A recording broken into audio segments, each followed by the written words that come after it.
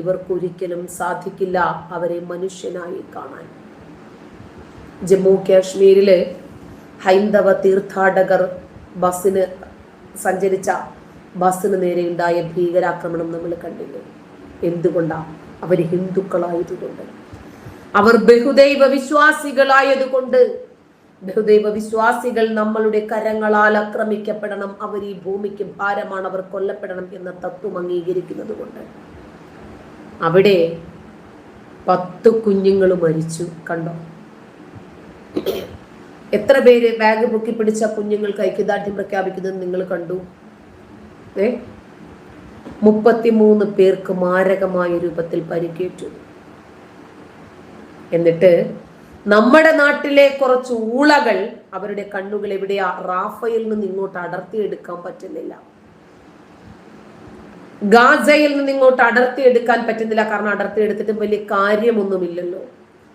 റാഫയിലേക്കും ഗാസയിലേക്കും നോക്കി അവരുടെ മനുഷ്യാവകാശത്തിനു വേണ്ടി മാത്രം കരയുന്ന ഇവരുടെ ഉള്ളിലുള്ളത് ശരിയായ മനുഷ്യത്വമാണ് എന്ന് മനുഷ്യരായിട്ടുള്ളവർ അംഗീകരിക്കില്ല.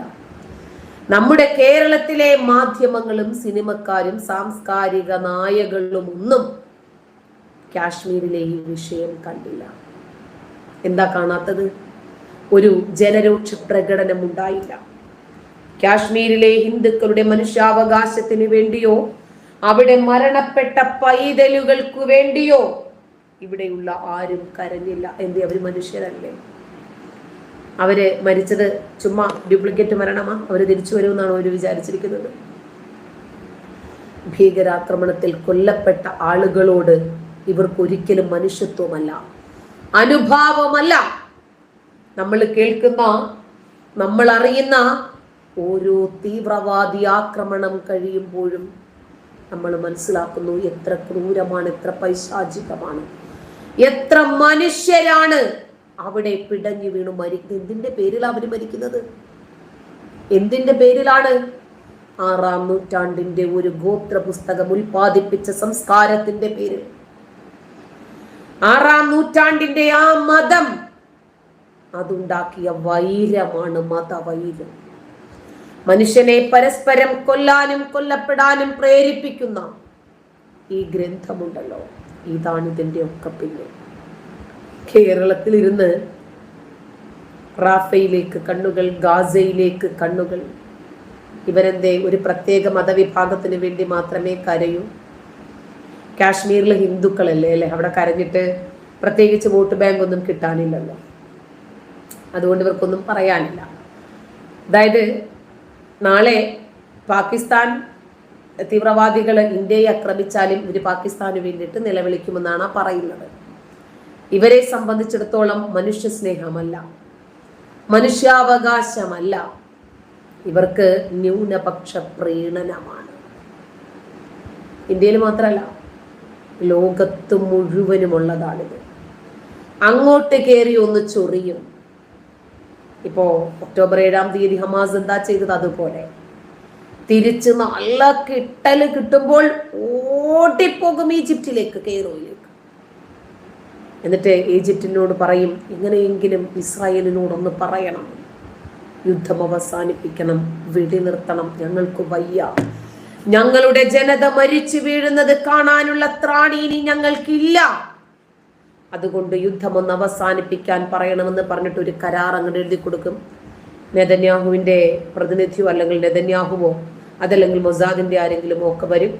അവർ ഈ കരാർ വായിച്ചു നോക്കും. അപ്പോൾ അതിനകത്തുള്ളത് രണ്ട് രാജ്യങ്ങളും പരസ്പരം സമ്മതിക്കുന്ന ഒരു ഉഭയകക്ഷി സമ്മതമായിരിക്കില്ല. അവർ വെക്കുന്ന ചില കരാറുകൾ, ചില തീരുമാനങ്ങളായിരിക്കും. വലിച്ചു കീറി ചുരുട്ടി എറിഞ്ഞിട്ട് ഇസ്രായേലിന്റെ പാട്ടിന് പോയി. കാരണം പ്രതിരോധം അവസാനിപ്പിക്കണം, ഗാസയ്ക്ക് അവകാശങ്ങൾ നൽകണം, മുമ്പത്തെ പോലെ ജോലി കൊടുക്കണം, ഇന്റർനെറ്റ് സൗകര്യം കൊടുക്കണം, ഇന്ധനം കൊടുക്കണം, ഇതൊക്കെയാണ് പറയുന്നത്. നമ്മളെ സംബന്ധിച്ചിടത്തോളം ഈ രാജ്യത്തിന്റെ താല്പര്യം വളരെ പ്രധാനമാണ്. ഈ രാജ്യം ഇസ്രായേലിനോട് പിന്തുണ പ്രഖ്യാപിച്ച രാജ്യമാണ്. കാരണം കേരളത്തിലിരുന്ന് എല്ലാ കണ്ണുകളും റാഫയിലേക്കെന്ന് പറയുമ്പോൾ ഈ രാജ്യത്തിനറിയാം നമുക്കുണ്ടായ ഏതേത് പ്രതിസന്ധിയിലും ഏത് പ്രശ്നത്തിലും ഇസ്രായേൽ എങ്ങനെയാണ് നമ്മളോട് നിന്നിട്ടുള്ളതെന്ന്. അതുകൊണ്ടാണ് ഇസ്രായേലിനെ വീണ്ടും വീണ്ടും പിന്തുണ പ്രഖ്യാപിച്ച് ഈ രാജ്യം അവരോടൊപ്പം തന്നെ നിൽക്കുന്നത്. ഹമാസ് തീവ്രവാദികൾ തടവിലാക്കിയ 4 ഇസ്രായേൽ പൗരന്മാരെ അൽ ജസീറ എന്ന ഇസ്ലാമിക തീവ്രവാദ സംഘടന ചാനലിൽ ഉൾപ്പെടെ പറഞ്ഞത് നിങ്ങൾ കേട്ടില്ലേ? ഒരു പൂ പറിക്കുന്ന ലാഘവത്തോടെയാണ് ഇസ്രായേൽ സൈന്യം അവരെ 4 പേരെയും പറിച്ചു കൊണ്ടുവന്നത്. അതുകൊണ്ട് തന്നെയാണ് ഈ ബന്ദികൾക്കു വേണ്ടി യുദ്ധം അവസാനിപ്പിക്കാൻ നെതന്യാഹു തയ്യാറല്ല എന്ന് പറഞ്ഞത്. എത്ര ബന്ദികളാണ് ജീവനോടെയുള്ളത് എന്ന് ഹമാസിനോട് ഇസ്രായേൽ ചോദിച്ചപ്പോൾ അറിയില്ല എന്നായിരുന്നു മറുപടി. ആ നാടിന്റെ ഏത് മുക്കിലും മൂലയിലും ബന്ദികൾ ഉണ്ടെങ്കിലും ശരി, പൂപറിക്കുന്ന ലാഘവത്തോടെ അവരെ രക്ഷപ്പെടുത്താൻ ഇസ്രായേലിന് സാധിക്കുമെന്ന ഉത്തമ ബോധ്യം ഇസ്രായേലിനുണ്ട്. ഇപ്പോ മാധ്യമ പ്രവർത്തകനാണെങ്കിലും മനുഷ്യാവകാശ പ്രവർത്തകനാണെങ്കിലും ആരോഗ്യ പ്രവർത്തകനാണെങ്കിലും ഐക്യരാഷ്ട്രസഭയിലെ ജീവനക്കാരാണെങ്കിലും ശരി, ഇവരുടെയൊക്കെ വീടുകളിലാണ് ഇസ്രായേൽ പൗരന്മാരെ ഹമാസ് മുസ്ലിം തീവ്രവാദികൾ തടവിൽ വെച്ചിരിക്കുന്നത്. എത്ര വിദ്യാഭ്യാസം കിട്ടിയാലും ശരി, വിവരമില്ലെങ്കിൽ ഒരു രക്ഷയുമില്ല. എത്ര ലോകം കണ്ടവനാണെങ്കിലും എത്ര വൈദഗ്ധ്യം നേടിയവനാണെങ്കിലും ശരി, ഐക്യരാഷ്ട്രസഭയിൽ ജോലി ചെയ്യുന്നവനാണെങ്കിലും ഡോക്ടറാണെങ്കിലും ഒക്കെ ഇവരുടെ തലച്ചോറിനകത്തു മതമാണ് ഇവരെ നിയന്ത്രിക്കുന്നതെങ്കിൽ ഇതൊക്കെ ഇനിയും സംഭവിക്കും. ജനവാസ മേഖലകളിൽ ബന്ദികളെ പാർപ്പിച്ച് ഐക്യരാഷ്ട്രസഭയുടെ ഓഫീസ്, ആശുപത്രി എന്നൊക്കെ ബോർഡും വെച്ചിട്ടാണ് തീവ്രവാദികൾ ഇത്രയും കാലം ഇരവാദം ഉന്നയിച്ചിരുന്നത്. ഇവരുടെ റാഫയിലെ മോങ്ങിയിട്ടുള്ള കണ്ണുണ്ടല്ലോ, വേറെ ഏത് രാജ്യമാണെങ്കിലും ശരി ഇവർക്ക് എന്ത് ശിക്ഷയായിരിക്കും പ്രഖ്യാപിക്കുന്നതെന്ന് ചിന്തിച്ചു നോക്കിക്കുക. കാരണം രാജ്യ താല്പര്യത്തിന് വിരുദ്ധമായി ഹമാസിനോട് ഐക്യപ്പെടുകയും പബ്ലിക്കായി ഹമാസ് നേതാവിനെ കേരളത്തിന്റെ മണ്ണിൽ ഒരു വിർച്വൽ മീറ്റിംഗിൽ പങ്കെടുപ്പിക്കുകയും ചെയ്യുമ്പോൾ രാജ്യത്തിന്റെ താല്പര്യത്തിന് ഇവർ എന്ത് വിലയാണ് നൽകുന്നത് എന്ന് ചിന്തിച്ചു നോക്കുക. ഇന്ത്യൻ ഭരണാധികാരികൾ മനസ്സിലാക്കേണ്ടുന്ന ഒരുപാട് വസ്തുതകൾ ഇസ്രായേലും ഹമാസും തമ്മിലുള്ള യുദ്ധത്തിലുണ്ട്. ഇപ്പോ തിഹാർ ജയിലിൽ കിടക്കുന്ന തീവ്രവാദികൾ ഉണ്ടല്ലോ, ഇന്ത്യയില് തെരഞ്ഞെടുപ്പിൽ മത്സരിച്ചു വിജയിക്കുന്നത് നമ്മൾ കണ്ടില്ലേ? ആരെയാണ് കുറ്റപ്പെടുത്തേണ്ടത്? സുരക്ഷാ സേനയിൽ വരെ അവർ കയറി, എയർപോർട്ടിൽ കയറി കസ്റ്റംസ് ഉദ്യോഗസ്ഥരുടെ രൂപത്തിൽ, കേരള പോലീസിൽ കയറി പച്ച വെളിച്ചത്തിന്റെ രൂപത്തിൽ. ആരുടെ കുഴപ്പമാണ്? നമ്മുടെ സിസ്റ്റത്തിന്റെ കുഴപ്പമാണ് അവർ കയറിയത്. ഈ തീവ്രവാദികൾക്കെതിരെ നടപടിയെടുത്താൽ ഉടനെ മുസ്ലിം വേട്ട എന്ന് പറയും.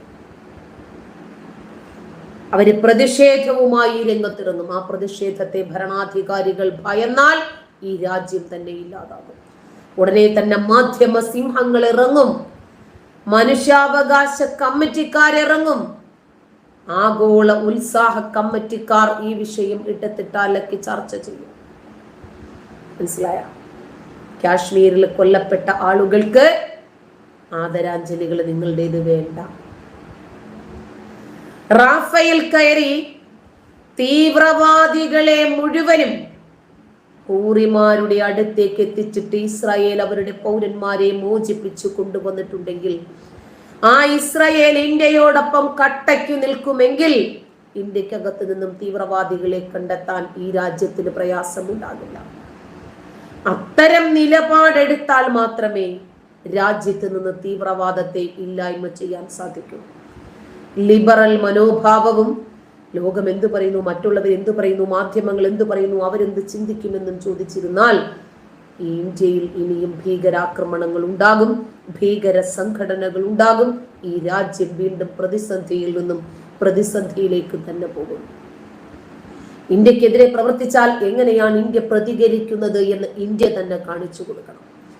തീവ്രവാദികൾക്ക് അവർക്ക് മനസ്സിലാകുന്ന ഭാഷയിൽ പ്രവർത്തിച്ച് കാണിക്കുന്ന ഒരു ഭരണമാണ് നമുക്ക് വേണ്ടത്. തീവ്രവാദികൾക്കെതിരെ നടപടിയെടുക്കുമ്പോൾ തടസ്സവുമായി വരുന്ന മാധ്യമ പ്രവർത്തകരെ നമ്മൾ നോക്കി വെക്കണം, മനുഷ്യാവകാശ കമ്മിറ്റിക്കാരെ നോക്കി വെക്കണം. ഈ തീവ്രവാദികൾക്ക് വേണ്ടി വാതോരാതെ ചിലച്ചുകൊണ്ടിരിക്കുന്ന സാംസ്കാരിക നായകരെയും സിനിമക്കാരെയും ഇന്ത്യയിലെ ഹമാസ് രാഷ്ട്രീയ മുന്നണിയെയും ഒക്കെ തീവ്രവാദ സംഘടനകളായി തീവ്രവാദികളെ വളർത്തുന്ന വിളനിലമായി തന്നെ നമ്മൾ മനസ്സിലാക്കി ഈ രാജ്യം അവരെ നേരിടേണ്ടതുണ്ട്. കാരണം രാജ്യത്തിന്റെ സുസ്ഥിരതയെ ബാധിക്കുന്ന വിഷയത്തെയാണ് അവർ പ്രോത്സാഹിപ്പിച്ചു കൊണ്ടിരിക്കുന്നത്. ഹമാസ് തീവ്രവാദികൾ ഇസ്രായേൽ ബന്ധികളെ ഒളിപ്പിച്ചത് മാധ്യമ പ്രവർത്തകന്റെ വീട്ടിൽ എന്നത് നാളെ ഇന്ത്യയിലും സംഭവിക്കാതിരിക്കണമെങ്കിൽ വളരെ ജാഗ്രതയോടുകൂടി ഇന്ത്യ ഇനി മുന്നോട്ട് പോയെങ്കിലേ മതിയാകും. നമുക്കറിയാം, അഴിമുഖം എന്ന പത്രത്തിന്റെ ഓൺലൈൻ മാധ്യമമാണ് അതിന്റെ എഡിറ്റർ സിദ്ദീഖ് കാപ്പൻ. അദ്ദേഹത്തെ യു പിയിലെ അദ്ദേഹത്തെ പിടിക്കുന്നത് ഹദ്രാസില് കലാപമുണ്ടാക്കാൻ പോകുന്ന സമയത്താണ്. ഹദ്രാസിൽ ഒരു ആദിവാസി പെൺകുട്ടി കൊല്ലപ്പെടുന്നു. അതുമായി ബന്ധപ്പെട്ട് വാർത്ത ചെയ്യാനാണ് എന്ന വ്യാജേന പോകുമ്പോൾ ഇടയ്ക്ക് വെച്ചിട്ടാണ് പിടിക്കുന്നത്. പിന്നീടാണ് അവരെയൊക്കെ ചോദ്യം ചെയ്തപ്പോൾ അവർ ഒരാളല്ല, 2 പേരല്ല, 3 പേരല്ല പിടികൂടുന്നു. ആ സിദ്ദീഖ് കാപ്പന് വേണ്ടി കേരള മാധ്യമ പ്രവർത്തക യൂണിയനാണ് ഇവിടെ പ്രതിഷേധങ്ങൾ സംഘടിപ്പിച്ചത്.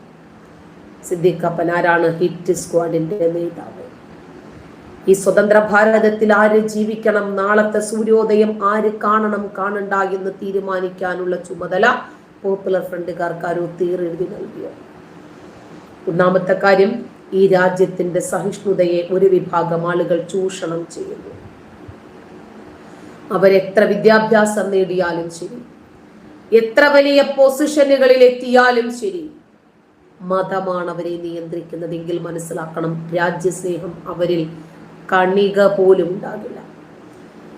ഇനിയും ലോകരാജ്യങ്ങൾ എന്തു പറയുന്നു, നമ്മുടെ രാജ്യത്തെ ഓരോ രാഷ്ട്രീയ പാർട്ടികളും എന്തു ചെയ്യുന്നു, അവരെന്താണ് ഈ വിഷയത്തിൽ പ്രതികരിക്കുന്നത്, ഇതൊക്കെ നോക്കിയിരുന്നാൽ നമ്മുടെ രാജ്യം ഒരിക്കലും ഈ തീവ്രവാദികളെ ഉന്മൂലനം ചെയ്ത് നമുക്കൊരു നിർഭയത്വം ഉണ്ടാക്കി തരും എന്ന് പ്രതീക്ഷിക്കരുത്. കാരണം നമ്മുടെ രാജ്യം കൃത്യമായ രൂപത്തിലുള്ള സമീപനങ്ങൾ എടുക്കേണ്ടുന്ന സമയത്ത് അത്തരം സമീപനങ്ങളും തീരുമാനങ്ങളും എടുക്കാതിരുന്നാൽ നമ്മുടെ രാജ്യത്തിന്റെ അവസ്ഥ വളരെ പരിതാപകരമായ സാഹചര്യത്തിലേക്ക് പോകും. ഇപ്പോഴും അത്തരം ഒരു സാഹചര്യത്തിലൂടെയാണ് പോകുന്നത്. ഈ സാഹചര്യം ഇനിയെങ്കിലും മാറേണ്ടതുണ്ട്. അതുകൊണ്ട് ഈ രാജ്യത്തിന് വേണ്ടി സംസാരിക്കുമ്പോൾ നിങ്ങൾക്ക് എന്നെ കല്ലെറിയാം, ഒരു കുഴപ്പമില്ല. ഞാൻ സംസാരിക്കുന്നത് എൻ്റെ മനസമാധാനത്തിന് വേണ്ടിയാണ്. ഒരാൾക്കെങ്കിലും ഒന്ന് വെളിവുണ്ടായാൽ അത് മതി. ഈ തെറി വിളിക്കുന്ന ആളുകളുടെ ഉള്ളിലെ പാകിസ്ഥാൻ പ്രേമം നിങ്ങളിൽ ഒരാളെങ്കിലും തിരിച്ചറിഞ്ഞാൽ അത് തന്നെ മതിയാവും. അതുകൊണ്ട് എന്തായിരുന്നാലും എല്ലാവരും ഇത്രയും ക്ഷമയോടുകൂടി കേട്ടിരുന്നതിന് വളരെയധികം നന്ദിയുണ്ട്, സന്തോഷം. ഇനിയും അടുത്ത ദിവസം കാണാം. ഗുഡ് നൈറ്റ്, ശുഭരാത്രി.